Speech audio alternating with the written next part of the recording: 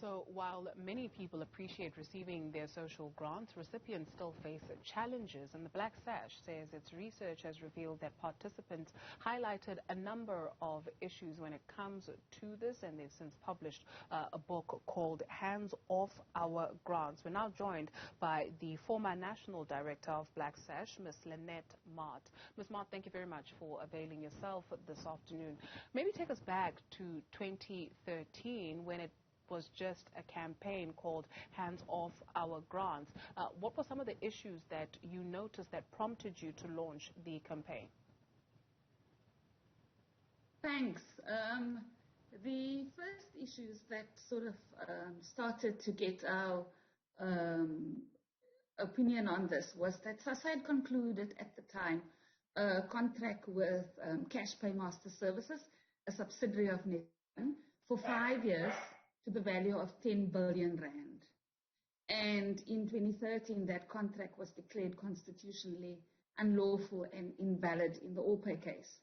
But in 2012, Black Sash started to pick up, through its community monitoring, unexplained deductions from the SASSA-branded Grindrod bank account into which social grants were paid at the time, following the implementation of this SASSA CPS contract. Grant beneficiaries knocked on our door. They knocked on the door of the Black Sash. They knocked on the door of advice officers. They knocked on the door of community-based organizations across the country seeking recourse and refunds. And they faced many challenges in this process of recourse, or the journey of recourse, undertaken at great financial and personal cost. And they were often sent from pillar to post between role players, including CPS, Net1, its subsidiaries, its allies, SAPs, the different tiers of SASSA, and the individual grant recipient. The members of their households were often blamed for these deductions. The deductions were manifold, but I'll just use two examples. The one was the story of Grace, a pensioner from Makwasi. This is 270 kilometers south of Johannesburg. Had explained airtime deductions. So November 2013, 99 Rand. December, 50 Rand. January 2014, 99 Rand. And then there was also, she was informed that there was an advance request for February 2014. She did not owe a cell phone. CPS agents checked, but when they checked the number wasn't linked to her nor anybody in her household. And so we took Ma Grace's story to the minister on the 28th of February 2014, and she agreed after explanation to refund Ma Grace all these deductions. And that opened the door, in a way, for a SASSA-controlled recourse and refund system. We find ourselves in 2022, Ms. Maart, where you have published this book, Hands Off Our Grants, a number of themes, taking a look at some issues that the public may be aware of, but broader issues that we're not, right? So the queues that you will witness during, pay dates for SASSA payments, the long queues, as well as hunger and food security. But they're also plagued by some officials who want to take money from them just to skip a line in the queue. Well, there's all sorts of issues that emerged from this book. There were also cases of funeral deductions, lawful ones, and so we had to kind of make a plan almost to try and stop these deductions, with implications for the future, as you say. Yes, there are those long lines.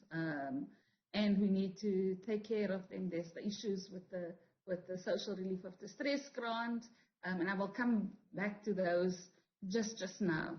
But the upshot of our intervention had many inputs, and I think that the one thing that we do want to stress that there was a ministerial task team appointed by Minister Dlamini to, in fact, look at this issue.